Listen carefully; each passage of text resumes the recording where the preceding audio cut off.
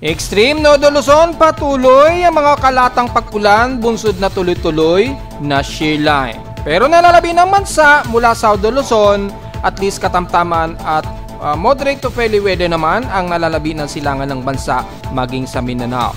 Ilang bahagi sa kanluran ng Palawan at Visayas sa karagatan, magkakaroon pa rin ng mga ilang kaulapan at isolated rain showers bunsod ng patuloy ng accumulated monsoon trough.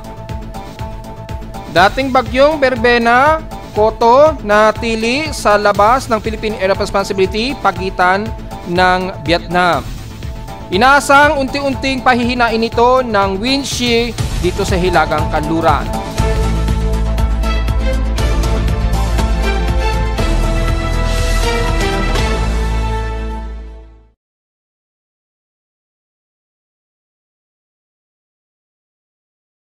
Hello, good morning mga folks. Welcome po muli sa ating Daily Weather Bulletin at Analysis para sa araw ng Biyernes, November 28, 2025. Ang oras sa ating boss may maga ay alas 11:20 na ng umaga.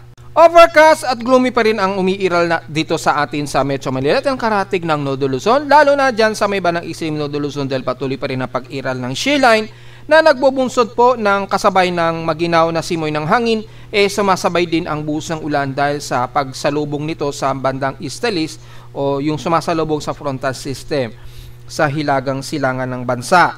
At dahil po dyan magkakaroon ng mga ilang kalat-kalat na pag-ulan, ang ating mga kababayan dyan, especially sa may bandang Cagayan Valley at bandang Apari at ilang bahagi pa rin ng Batanes Group of Islands at Babuyan Islands. Inaasahan pa rin na tuloy-tuloy pa rin ang mga pag-ulan po dyan hanggang sa mga susunod na araw hanggat naririyan po ang epekto ng shear line. At mula sa ating Doppler radar imagery nga po ay kitang-kita po yung malawakan na kaulapan na ito na makikita natin. Ayan, i-zoom in natin para makita po natin yung at least hanggang sakop ng Doppler radar. Makikita po ang malawakan nito ng nasasagap ng Doppler radar ay nagkakaroon ngayon ng malawakang pag-ulan dito po sa bandang hilagang bahagi ng Nodo Luzon. Especially nga po sa may bandang Isabela, kasabay na ang ilang bahagi ng Kasigunan Aurora hanggang Baler at umaabot ang ilang trough dito sa may bandang Polillo Island at Camarines Norte. Pinag-iingat pa rin sa posibleng mga heavy rain showers na magdudulot po ng mga flash floods just in case po sa inyong mga lugar.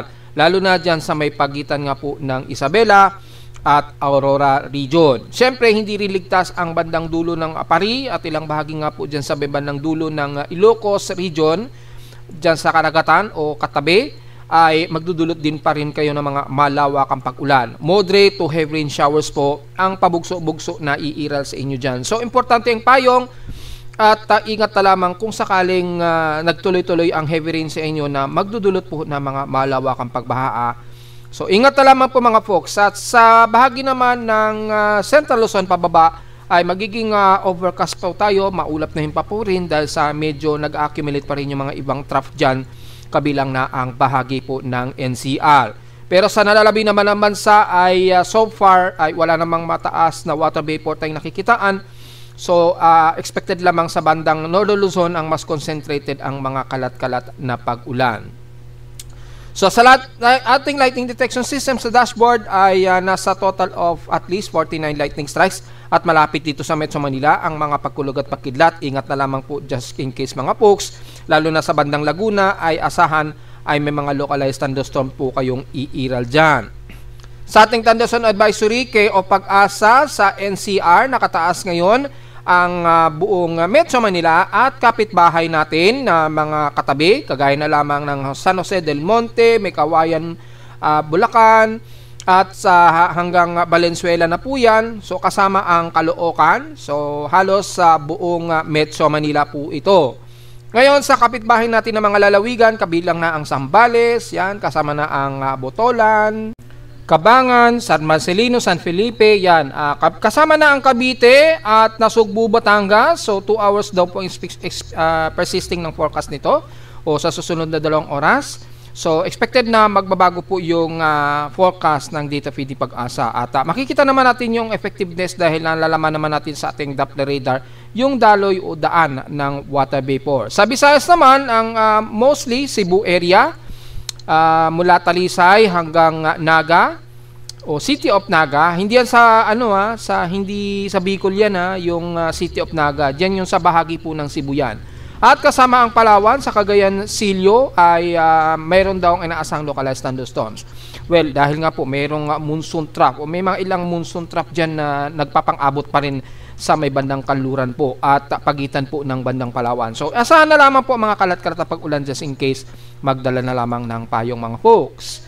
Sa ating current conditions, overcast, gloomy at humid tayo ngayon. May mostly cloudy ang umiiral. Well, obvious naman sa ating CCTV snapshots ay medyo gloomy pa rin kami sa Caloocan. Expected dyan. Sa lowest temperature na itala na kay weather station, kaninang 3:51 AM, nakapagtala kami ng lowest of 26.1 degrees Celsius. Kahapon, 32 degrees Celsius, flat. Ang pinakamataas na nai-record namin kahapon ito ng hapon at 1:46 PM. Ibig sabihin, mataas ang aming naging heat index dahil sa taas ng outside humidity, pumalo sa 44.8 degrees Celsius ang aming naging init pandama sa Caloocan. So, since ang bandang katimko ng bansa ay medyo katamtaman na lagay ng panahon, maaraw, double check natin sa ating heat index. Sa ating real-time heat index monitoring, nasa 39.1 degrees Celsius na as of 10:59 or 11 o'clock AM. Pero sa forecast, 39 degrees Celsius din. Ibig sabihin, 100% accurate ang forecast ni ECMWF sa ating heat index na ganyan talaga daw ang magiging heat index natin. So, extreme caution tayo. Huwag masyadong magpapawis dahil medyo pahirapan magpatuyo ng pawis. Mataas pong ating outside humidity at 87%. Sa forecast ay 90% ang forecast niyan, mataas. So, mahirap magpatuyo ng sinampay niyan kasabay ng maalinsangan na panahon. So, iwasan na lang po natin masyado magpapawis. Pahirapan magpatuyo ng pawis niyan. Sa forecast, 39 degrees Celsius, which is pinakamataas yan ngayong maghapon. Sa iba't ibang bahagi naman ng bansa, well, diretso agad tayo sa may bandang Tarlac muna. Double check natin kung mataas. Well, medyo mataas, 39 degrees Celsius po at papalo ito ng 42 degrees Celsius mamayang alauna ng hapon. So, medyo maalinsangan pa rin dyan sa may bandang Santa Luzon sa Tarlac. So, iwasan pa rin pong magpapawis. At sa bahagi naman ng Batangas, ay nasa 39 degrees Celsius po ang forecast at 40 degrees Celsius ang pinaka-highest mamayang alauna ng hapon. So, hindi naman ganon kataasan, manageable naman ang heat index sa inyo. Diretso agad tayo sa San Jose, Occidental Mindoro. Ang inyong heat index ay 38 degrees Celsius. Mukhang manageable naman. Pinakamataas ng 39 degrees Celsius ngayong tanghali. So, wala masyadong problema. At sa bandang Cebu naman, ang inyong heat index ngayon dyan, ang pinakamataas dahil mas maaraw kayo dyan at moderate ang panahon, 43 degrees Celsius po ang heat danger ninyo na pinakamataas sa maghapon. Dire-diretso yan hanggang ngayong tanghali ng 12 o'clock ng tanghaling tapat. So, nasa danger kayo na 42.7 degrees Celsius o 43 degrees Celsius po na pinakamataas sa halos sa maghapon. At sa bahagi naman ng Mindanao area, sa may bandang City of Davao, double check natin. Well, manageable pa rin, 38 degrees Celsius. Hindi naman daw aabot ng 40 degrees Celsius. Sa bandang Palawan naman, ang magiging pinaka-highest heat index sa inyo, at least nasa 36 degrees Celsius. So, hindi ganon katindi ang heat index sa inyo. Hindi naman papalo ng 40 degrees Celsius sa maghapon. So, sa PS3 Extremes in past 24 hours naman, ang unang butuan pa rin sa may pinaka-highest air temperature na 35.2 degrees Celsius. Mapapansin nyo po, puro sa bandang Mindanao ang may highest air temperature natin. Well, naipaliwanag na natin yan kung bakit. Siyempre, sa hilagang parte, gaya ng Luzon, ay tag-amihan tayo. Sa Mindanao naman, halos mas maalinsangan sa kanila, mas matindi ang sikat ng araw. Sa lowest temperature naman sa Baguio ay 17.8 degrees Celsius, almost stationary ang kanilang lowest temperature. At sa Inulan naman ang Kasiguran Aurora, nakaranas sila ng 57.5 mm na total rainfall. Wala naman kami na italang pag-ulan sa Caloocan, so nanatiling 27.3 mm ang katumbas na 7 days na ulan namin since nung nakaraan. Pero nasa 227.4 mm na po ang total rainfall namin sa Caloocan. Sa ating outside humidity, 87%. Mataas nga pong outside humidity natin. Kaya asahan natin ang mataas na alinsangan. Malagkit-lagkit ito. So, iwasan masyadong magpapawis. Pahirapan magpatuyo ng sinampay nito kapag ganito kataas. At sa barometric pressure natin, 1,008 hectopascals, alanganing thunderstorm, mabagal ang pagbaba nito since last hour. Sa telelotate status, well, ay patuloy pa rin mataas ang alon natin sa may bandang kanluran po ng West Philippine Sea. Ingat na lamang po, mapalo pa yan ng 1.25 at maaring umabot pa ng 2 meters ang alon. Ganon din sa hilagang bahagi dahil nga po sa malakas po yung shell line din, yung frontal system, agawan nila ng frontal system dyan at yung amihan. Yung northeast monsoon ay yung malakas na hangin dyan, magbubunsod po na mataas na alon dyan sa karagatan ng extreme northern Luzon hanggang dyan sa may bandang dulong bahagi ng bandang Apari. And the rest naman sa katimugan naman sa okay naman tayo, wala namang masyadong matitinding alon. Medyo kalmado ang karagatan so far, so wala tayong magiging komento dyan. At sa ating namang air quality ay nasa 89 ang ating moderate index ng ating air quality. So magmas po tayo sa mga sensitibong mga baga. Malamang umiiral pa rin po ang ating thermal inversion. Kaya nasa 40.22 micrograms per cubic meter ang ating init pandama. Sa ating almanac, sumikat ang haring araw kaninang 6:04 AM at lulubog po ito mamayang 5:24 PM. At sa ating first quarter nga po na 49%, almost 50% eliminated na po, ay magmo-moonrise pa lamang po ito mayamayang konti ng 12:08 PM ng tanghali at 12:08 naman ng madaling araw kinabukasan ito lulubog. At sa ating local weather outlook para ngayong Biyernes, so nitong darating na naman na weekend, ay ang ating partly cloudy, ang iiral sa maghapon pa rin hanggang bukas yan ng Sabado. So tingnan natin kung iyan na bang huling weekend natin. Yes, ito na po yung huling weekend natin ng Friday hanggang Sunday. Huling weekend na po natin yan dahil pagpasok po ng Lunes ay Disyembre na po. So yan na po yung huling weekend natin ngayong Friday hanggang Sunday. Magiging maula pa rin ang ating maghapon at mga asahan ng kalat-kalat na pag-ulan o isolated case of rain showers na may localized thunderstorm. 100% chance pong pag-ulan ngayon at bukas ay halos 100% din ang chance ng pag-ulan. Highest and lowest temperature expected maglalaro 26 to 31 degrees Celsius and lowest temperature expected 24 to 25 degrees Celsius. So, diretso agad sa ating ginagamit na satellite imagery. Makikita po ang hilagang bahagi pa rin ng Nodo Luzon dahil po sa malawakan na ito na cold front at kasabay din ng hatak sa trough o monsoon trough nitong si dating bagyong Verbena ay nagdudulot po ng mas maulap na himpaporin dito sa ibang extreme Nodo Luzon. Kasabay po yan ng pag-iral ng shell line natin. Ayan, kitang-kita naman po yung pinaka-boundary ng shell line. So, self-explanatory na yun mga folks ha. Dahil kitang-kita naman natin sa satellite imagery ang actual na hitsura ng shell line. Ayan.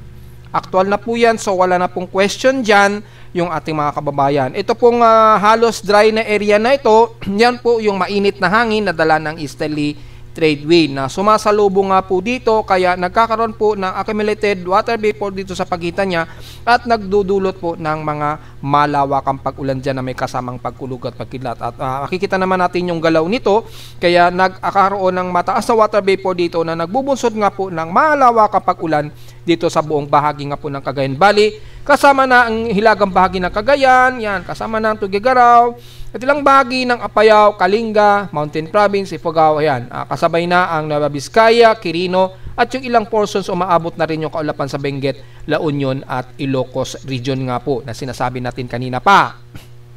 At dahil sa malawakan po yan, ay asahan ang heavy rain potential sa bahagi ng yan ng Nodo Luzon. Mas concentrated nga lang dito sa baba ng Cagayan Valley po, kaya mag-ingat po sa mga malawakang mga pag-ulan at posibleng magdudulot ng mga flash floods po ha. Kabilang na ang bahagi nga po ng Aurora, lalo na dyan sa may bandang Kasiguran Aurora, pababa na yan ng bandang Polillo, at may mga ilang kaulapan na umaabot sa atin sa Metro Manila, Central Luzon, Calabarzon at ilang parte ng Bico region sa Camarines Norte.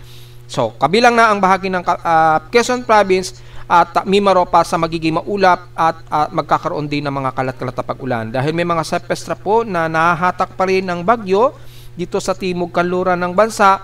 Nag-accumulate po dito yung water vapor dahil siyempre yung passing ng easterlies dito ay sumasalubong po dito sa paligid na ito. Kaya nagkakaroon ng boundary ng makakapal na kaulapan dito sa may bandang kanluran, kabilang na ang bahagi nga po ng Mimaropa area. Kaya makakaranas kayo ng mas maulap na evaporin at kalat-kalat na pag-ulan na may pagkilat at pagkulog. Nalalabi naman ng Bicol Region mula dyan sa may bandang Legazpi sa South Luzon. Yan, kasabay na ang Iriga, Camarines Sur o Catanduanes, pababa na yan ng buong Visayas at Mindanao. Mapapansinan man natin walang maggaanong kaulapan ng umiral, so partly cloudy lang ang aasahan ninyo sa maghapon, kaya asahan ang mas maalinsangan at maaraw na panahon sa maghapon. Moderate to fairly weather naman sa halos buong Visayas area at Mindanao area. Maliban na naman sa parteng kanluran na ito ng bandang Panay Island, Negros, pero maninipis lamang ito, at Zamboanga Peninsula. Isolated lang naman siguro na hindi tumatagal na mga mahihinat katamtamang pag-ulan ang iiral sa maghapon. Bandang Luzon lang talaga ang mas mataas ang priority ng mga malawakang pag-ulan dahil nga po sa shale line at monsoon trough. Wala naman sa ating rain MSLP o mean sea level pressure forecasting natin ay makita ang hilagang bahagi lang talaga ng Northern Luzon ang mas concentrated na mga pag-ulan. Meron din sa may bandang Palawan nga po sa kanluran dahil yung inflow po ng kaulapan ito na nahahatak pa rin ni dating bagyong Wilbena, nagkakaroon ito ng mga kaulapan dito sa may bandang kanluran natin sa bansa na may mga aasang pag-ulan lalo na sa bahagi ng Palawan. Pero nalalabi ng Visayas at Mindanao, katamtama naman ang panahon, maliitan lamang ang tsansa ng pag-ulan sa kanila. Kaya ang Metro Manila, hindi tayo lusot sa magiging makulimlim at mga di inaasahang isolated rain showers ngayong umaga. Actually, tanghali na, so dediretso na tayo mga bandang 2 o'clock PM po yan. Yan, tingnan natin yung mga pang 2 o'clock PM po. Ayan, so makita po natin ay patuloy ang mga maulang bahagi dito ng Northern Luzon. At magkakaroon ng mga isolated rain showers daw sa ilang bahagi ng Mindanao, sa Northern Mindanao, ilang bahagi ng Zamboanga Peninsula, at dito sa may bandang Sorsogen or Barm area. So magkakaroon tayo ng maulap na himpapurin dyan mamayang hapon at mga isolated na mga afternoon rain showers. Ganon din sa bandang Metro Manila. So, posible tayong ulanin din ng mga ilang mahihinat katamtamang pag-ulan sa maghapon. Katamtaman pa rin naman nanatili sa buong Visayas area. Isolated rain showers lang daw ang nakaforecast sa inyo mamayang hapon. So, may mga afternoon rain showers tayo. Be ready na lamang sa payong.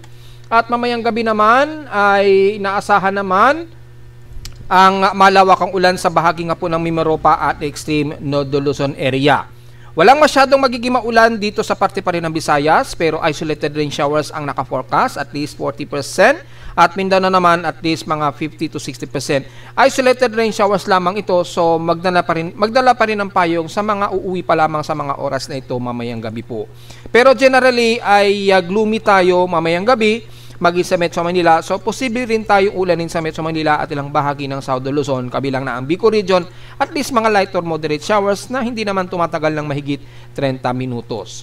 Well, dahil sa yung dalawang weather systems natin, yung shale line at yung easterlies naman na umiiral. So, diretso agad tayo sa ating ginagamit na computer-generated tropical cyclone sector sa ating uninterrupted monitoring system. Ay itong si dating bagyong Berbena ay humihina na po. Bumabalik na siya sa pagiging tropical storm dahil sa patuloy na interaction niya dito sa wind shear na ito. Kaya medyo nahihirapan siyang makalapit agad basta-basta ng Vietnam. So mapapansin natin sa ating tropical cyclone track combination ay nadidistort po yung kanyang paggalaw, ayun, nagugulo yung kanyang pagkilos pa kanluran, pahilagang kanluran. Habang kumikilos ito pahilagang kanluran, nadidistort po yung kanyang paggalaw. Para sa pinakadetalye, gamitin natin ng Tropical Cyclone Forecast Track Error. Makikita nyo po yung grabe ang distortion ng kanyang galaw. Yan. Dahil po sa matinding interaction niya sa wind shear dito, kaya nagkakaroon ng naitutulak siya and then pinipilit niyang kumabig, pabawi. Yan. So, nadidistort siya sa area nito sa lakas po ng wind shear. Epekto po yan ng northeast monsoon nga po na ating pinapaliwanag. Nadidistort po yung kanyang paggalaw. So, maging sa mga multiple weather agency forecast track ay distorted din ang lumalabas na pagkilos nito. Kaya nangyayari, bumabagal ngayon ang kanyang lokasyon. Ito, hindi po updated po yan ha. So, minano-mano lang natin yan kahapon, pero nandito na po ang kasalukuyang lokasyon yan. Kaya activate natin yung satellite imagery. Ayan po yung pinaka-lokasyon na niya ngayon. Ayun, ito po yung pinaka-location niya. Ito yung ayan, ito po yung pinaka-sentro niya. Ayan. So, nandito ngayon yung sentro niya. Ayan, malino naman yan mga folks. And then, pinipilit siyang kumabig pahilagang kanluran na ngayon. Yan, so nagugulo po kasi yung kanyang pagkilos dahil sa malakas na interaction ng wind shear dito sa bandang southeast ng China. Ayan malakas po yung interaction sa kanya.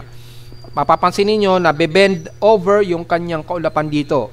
Yan, nabebend kasi nagtutulakan sila ngayon ng wind shear dito. Pinipilit na kasing kumilos pahilagang kanluran. So pinipilit siyang dinidisrupt at pinapahina naman ng wind shear na ito. So anytime, baka bago makalapit ito, posibleng humina rin agad ito o maging low pressure area anytime. Depende sa strength ng wind shear nito ay patuloy pa ring aktibo sa monitoring itong si dating bagyong Berbena na may international name Koto. Tropical storm na po yung kategorya niya rito. So sa ating 10-minute average, considering severe tropical storm pa rin po ito sa atin sa Pilipinas. So yung kanyang 1-minute average sustained wind 102 km per hour, bugsong 132 km per hour. At kumikilos ngayon ito pahilagang kanluran na medyo distorted ang galaw niya. Ito po yung actual niya kasi itong isa natin halos hindi ito gumagalaw ngayon dito sa pinakapwesto niya sa may bandang South China Sea na ito sakop. So inaasahan na magiging mas maulan pa rin dyan sa may bandang Kalayaan Gupo Island. Ingat na lamang mga folks. At so far hindi na yan banta sa Pilipinas mula pa kahapon. So hindi na natin masyado concern yan. Sinamarize lang natin yung kasalukuyang sitwasyon niya kung bakit halos stationary o halos hindi siya masyado gumagalaw dyan sa may bandang South China Sea dahil sa presensya nga po ng wind shear, malakas sa wind shear na ini-interact sa kanya. So kung gusto makita pa rin yung mga ensemble niya ay pwede nyo pa rin makita yan. Ayan po. At mukhang mayroon pang isang sasalubong dito na isang possible na invest. Parang sasalubong sa kanya kasi nahahatak yung kanyang inflow. Kaya pala ganun na lamang kalawak yung kaulapan dito na may kasamang shallow trough dito. Yung pala may namubuo na palang isang tropical depression na dyan. So yun lang pa po ang ating kasalukuyang report muna. Then diretso agad tayo sa ating tropical cyclone assessment monitoring para doon sa ating binabantayan na posibleng may kasunod kay Berbena. Malamang unang week na ito ng December na makukonfirm talaga natin. At dahil sa natapos na po yung 55-hour period na sinasabi nating obserbahan, ay nagkaroon na nga po ng resulta yung ating analysis. At mula sa ating West Pacific Basin nga po, nagkakaroon na po ng initial monitoring, although maliit pa lamang ito, pero nakikita natin at least 20 to 25%. Ngayong araw, within 24 hours, at least mababa pa lang, 15% pa lamang yung nakikitaan dito, pero at least nagpapakita na ng palatandaan. At yung vorticity at least moderate to strong na halos. Pero dito halos moderate na po. Tumataas na po yung cluster ng kanyang tropical wave. So yung kanyang horizontal anomaly lumalakas na rin. Pero disorganized. At mula sa ating global spectral model, makikita natin medyo dito malayo pa dun sa pinapakita ng mga ibang mga weather agencies. Dito kasi kay Japan Meteorological Agency, mababa lamang yung Coriolis na nakikitaan dito sa may bandang southeast ng Mindanao na naman. Yan. So halos parang kapareho kay Berbena yung galaw nitong bagong Coriolis na ito. So malamang ay magkaiba yan ngayon dahil malayo dun sa pinapakitang forecast ng mga iba't ibang weather agencies. Mula sa mean sea level pressure, mababa rin yung kanyang tropical wave dito. Pero sa tropical cyclone strike probability ay iba sa pinapakita naman dito ng ECMWF. Nasa 80% na po yung high chance of probability niya. At makikita natin pahilagang kanluran nga po ang pinapakita nito sa ngayon na kilos. So babaybay nito muna ang bahagi nga po ng Guam. Then titingnan natin, starting ito November 30 po, then pagpasok po ng unang araw ng December, ito na po yung inaasahang magiging galaw niya. Yan, so makikita natin by December 1 ay mukhang magagawa pa niyang maghilagang kanluran. So dito alanganin kung ito ay lalapit sa may bandang silangan ng Nodo Luzon or magkakaroon ng interact sa may frontal system. Kasi kung maalala nyo po, Meron po tayong umiiral na shear line dito sa hilagang bahagi ng Luzon. Yan, may shear line kasi tayong umiiral dyan, di ba? So kung halimbawa itong, kung sakaling mag-i-invest ito, lalapit ito dito, posible itong dumaos-dos or mag-recurve ha. Pwede itong mag-recurve, gumanyan. So sa ngayon yan pa lamang yung parang possible initial natin na analysis dahil kapag merong frontal system dito, mataas po yung high pressure area dito sa may bandang pagitan po ng Eastern China at ng Korea.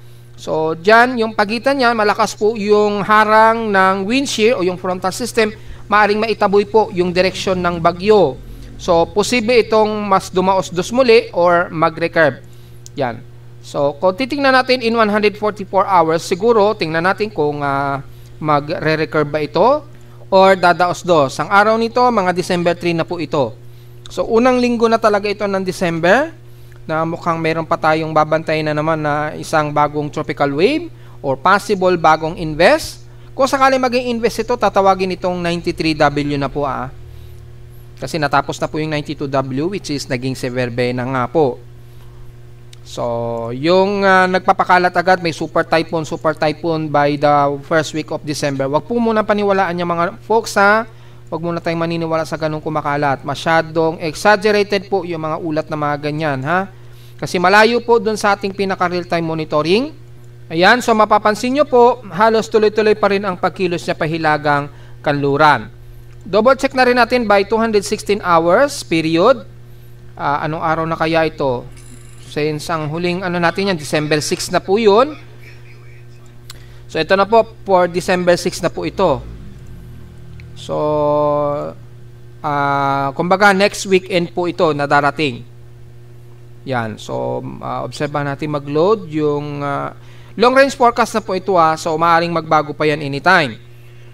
Ayun, base naman dito, ang lalapit ito sa may bandang Eastern Visayas o Southern Luzon by December 6. So lumalabas po magno-northwestward po ito, then mag-i-interact dito sa may bandang shear line, malakas po yung high pressure area, and then dadaos-dos siya pababa dito sa parte na ito ng Southern Luzon. Yan ang lumalabas dito sa long range forecast na ito So tingnan na lang natin kung mangyayari yan. Sa ngayon may tuturing muna na long range forecast po yan.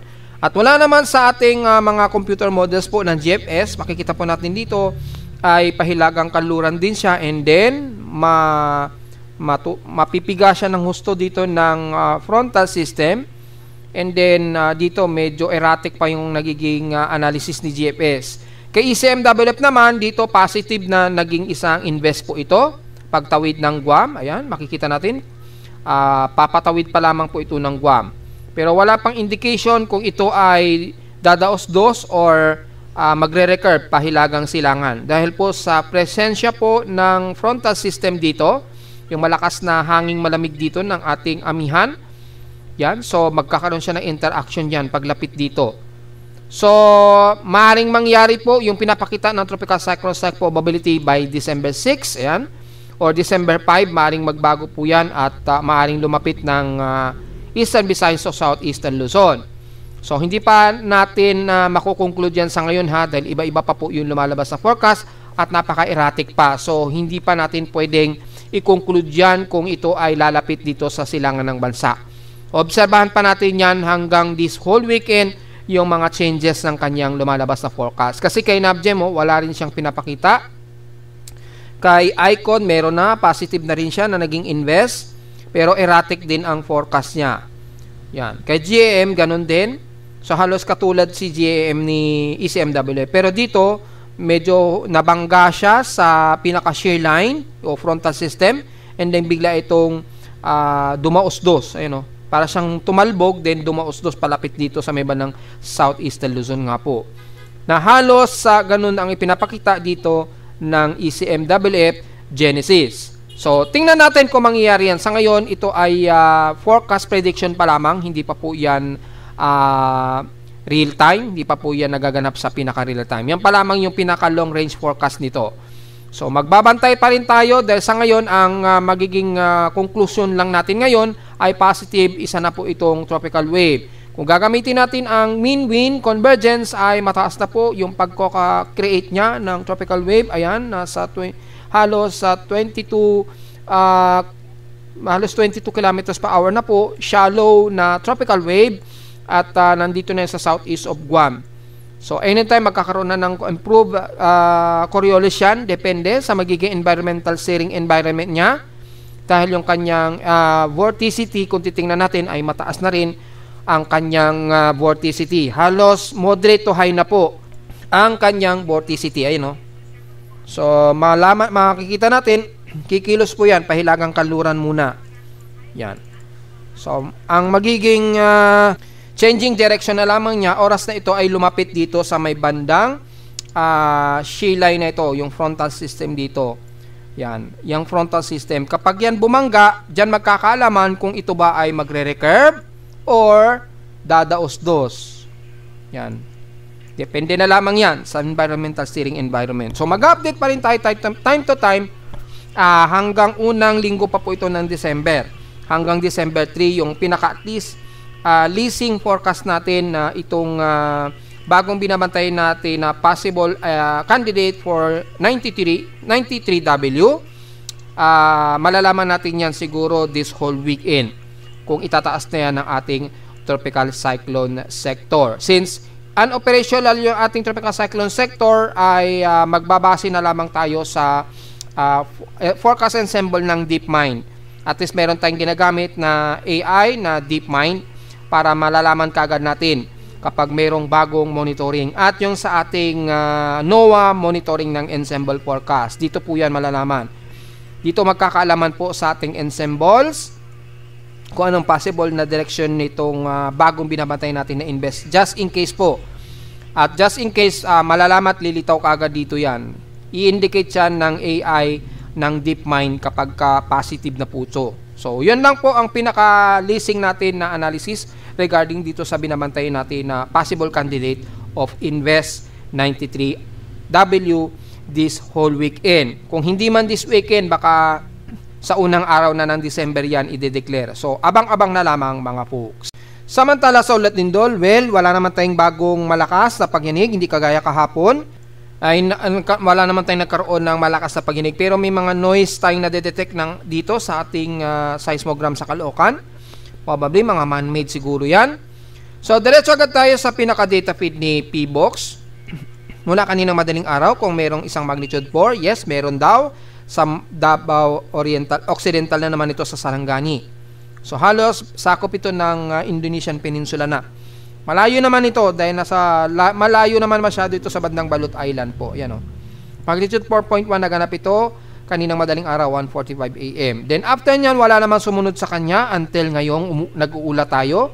Puro mga aftershocks pa rin sa may bandang Bogo, Cebu at Manay, Davao Oriental pa rin ang nagre-register. So tuloy-tuloy pa rin ang mga aftershocks at patuloy ang pagdami ng aftershocks sa may bandang Cebu. So alisto po tayo at mag-iingat na lamang anytime mga folks sa patuloy na mga aftershocks dyan sa bandang Manay, Cebu, Bogo, Cebu at Manay, Davao Oriental. Yan po. At ganoon din dito sa may bandang Surigao region na may mga aftershocks pa rin tayo. And so far, wala naman tayong mas malakas na nadedetect. So, diretso agad tayo sa ating historical earthquake data. Kung umabot na ba sa 1,200 mahigit. So, sa pinaka-historical earthquake natin for the month of November, tingnan natin kung aabot na ba sa 1,200 mahigit. Wala pa. Nasa 1,152 pa lamang total earthquakes. 1,087 dito sa magnitude 2.0 pataas. 59 sa magnitude 4 at 6 na magnitude 5.0 pataas. Patuloy ang pagdami ng cluster na aftershocks dito sa bandang Bogo, Cebu pa rin. Kung titingnan natin sa paligid ay nasa 342 po yung clustered earthquake paligid ng Bogo, Cebu. Sa may bandang Davao Oriental naman ay nasa at least 158. Yan, 158 po. Kasama na ang parteng Bislig. So, nasa 158 po yung aftershocks dyan. So, tuloy-tuloy pa rin ang pagdagdag. Sa Surigao naman ay isang 69 at isang 75. So, nadadagdagan na mga isa o hanggang dalawa. Yan. Tuloy-tuloy pa rin po ang pagdagdag ng mga aftershocks dyan maging sa bandang Cebu po. So mag-iingat pa rin po ang lahat. Sa babandang Luzon naman, at least meron na rin tayong mga mahihinang pagyayinig din na detect, lalo na dito sa may bandang Batangas, malapit. Yan. Pagitan po yan ng Davao, Occidental Mindoro, at sa Batangas. Yan, dito sa bandang Calatagan, Batangas, malapit. So, yun po. Sa extreme Northern Luzon naman ay sa bandang Ilocos Norte, 24. So, mukhang merong isang nadagdagan. Yan. Dito at least pa isa-isa lamang nadadagdagan, pero mapapansin natin yung pattern, bandang Kanlura naman ng Luzon ang medyo may mga mahihina tayong mga pagyayanig-yanig na naman. So maging alisto pa rin po tayo mga folks, at patuloy pa rin ang mga aftershocks lalo na dun sa area sa Cebu. So yun na po, at nasa total of 20,243 na po yung total earthquakes natin. So, sa huling 3 araw po ay mukhang hindi naman siguro aabot ng 21,000 yung total earthquakes natin. Hopefully, hindi na madagdagan yan, pero dahil natural po yan, ay maaring madagdagan pa po yan. Wag lang sana magdagdagan ng mas marami pa, at wag na sana tayo magkaroon ng magnitude 6 pataas man lang sana bago matapos ang month of November. At narito naman ating 3-day weather forecast para sa araw ng weekend ng Biyernes, November 28, 2025.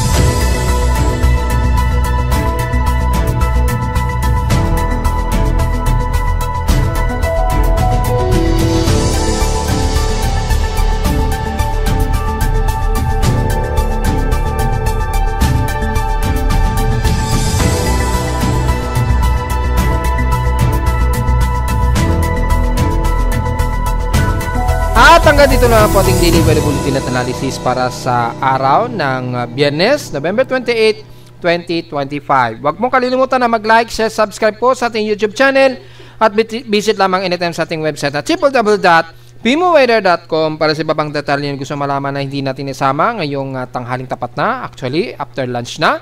At visit lamang sa ating website sa gusto malaman ng pinaka-dynamic events mula sa reading ng ating aparato sa Caloocan at sa data feeds mula sa iba't ibang weather agencies. Maraming salamat po mga folks at happy weekend po sa ating lahat.